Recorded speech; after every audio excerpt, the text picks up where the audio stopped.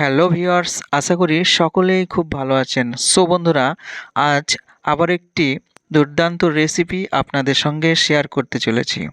তো ধুকি বা ভাপা পিঠা রেসিপি জাস্ট এইভাবে বানালে পারফেক্টভাবেই তৈরি করে নিতে পারবেন এই রেসিপি বাড়িতেই। শুধু কখন কি ব্যবহার করতে হবে বা কি দিতে হবে সেটাই দেখে নিন। তো বন্ধুরা, প্রথমে একটি পাত্র আমরা নিয়ে নিয়েছি এবং সেখানটায় আমরা 500 গ্রাম মতন আতপ চালের গুঁড়ো আমরা এখানটায় নিয়ে নিয়েছি। তার সঙ্গে আমরা পরিমাণ মতন লবণ আমরা মিক্স করে দিয়েছি। তারপরে হাত দিয়ে একটু মিক্স করে নিয়ে এর সঙ্গে আমরা অল্প অল্প করে পানি মিক্স করব আর হাত দিয়ে ঠিক এভাবে আমরা নাড়তে থাকব, যাতে করে এই ময়দাগুলো সুন্দরভাবে একটা দানা দানা হয়ে আসে।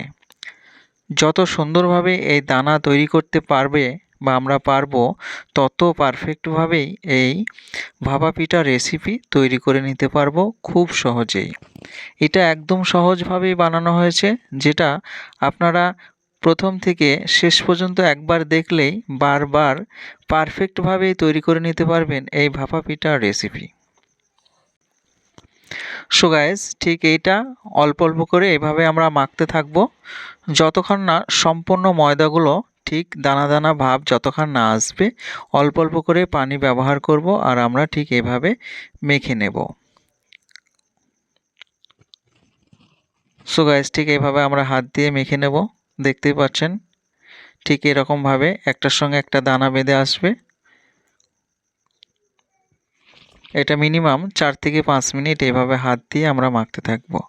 তো বন্ধুরা, আমার চ্যানেলে নতুন হয়ে থাকলে অবশ্যই চ্যানেলটি সাবস্ক্রাইব করে সঙ্গে থাকবেন আর পাশের বেল আইকনটি বাজাতে ভুলবেন না, যাতে সবার আগে আমার ভিডিও নোটিফিকেশন আপনি পেয়ে যান। তো ফাইনালি এটা আমাদের কমপ্লিট হয়ে এসছে। এবার আমরা একটি চালন দিয়ে ভালোভাবে চেলে নেব। ঠিক এইভাবে একই রকম সাইজের আমরা এই দানাগুলো তৈরি করে নেব।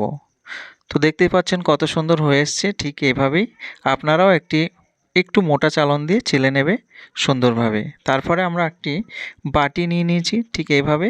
তারপরে বাটিতে সুন্দরভাবে আমরা এভাবে অল্প অল্প করে পুরো বাটিটা পূর্ণ করে দেব। তো এভাবে হাত দিয়ে চেপে চেপে এটা ফাইনালি করে নিয়েছি। তারপর এভাবে আমরা এটা ভিজিয়ে আমরা কাপড় রেখেছি, সুতির কাপড়। তো ঠিক এভাবে আমরা বাটির উপরে বরাবর দিয়ে আমরা হাত দিয়ে ঠিক এভাবে ধরে নেব। তারপর এদিকে আমরা চুলোর মধ্যে আমরা একটি কলসি স্টিলের আমরা রেখেছি। তো এটার হাফ আমরা পানি রেখেছি। হাফ থেকে এটা কলসি থেকে ভাপ উঠতে থাকলে তখন কলসির মুখে আমরা যে ভাপা পিঠে সেটা আমরা ঠিক মুখ বরাবর বসিয়ে দেব। তারপর আমরা যে সুতির কাপড় রেখেছি সেটা ঠিক এভাবে মুড়িয়ে দেব। তারপর 2-3 মিনিট অপেক্ষা করব। তখন দেখে নিতে হবে হালকা একটু বাজিয়ে, যদি একটু ঢপ ঢপ করে তখন বুঝে নিতে হবে আমাদের ভাপা পিঠাগুলো কমপ্লিট হয়ে এসছে বা একটু ধোঁয়া উঠবে ঠিক এভাবে। সো গাইস, দেখতে পাচ্ছেন ফাইনালি এটা আমাদের কমপ্লিট হয়ে এসছে। তো এটা আমরা নামিয়ে নেব। তো আপনারা যতগুলো তৈরি করবেন ঠিক এক একটা এভাবেই তৈরি করে নেবেন। তো দেখতে পাচ্ছেন কত সুন্দর হয়ে এসছে। প্রতিটা ঠিক এভাবেই হবে, পারফেক্টভাবেই আপনারা বাড়িতে তৈরি করুন এই ভাপা পিঠার রেসিপি। ফাইনালি দেখতে পাচ্ছেন কত সুন্দর হয়ে এসছে। এটা খেতেও ততটাই মজাদার। তো বন্ধুরা, আবার একটি দুর্দান্ত ভিডিও নিয়ে দেখা হবে। ততক্ষণের জন্য সুস্থ থাকুন, ভালো থাকুন।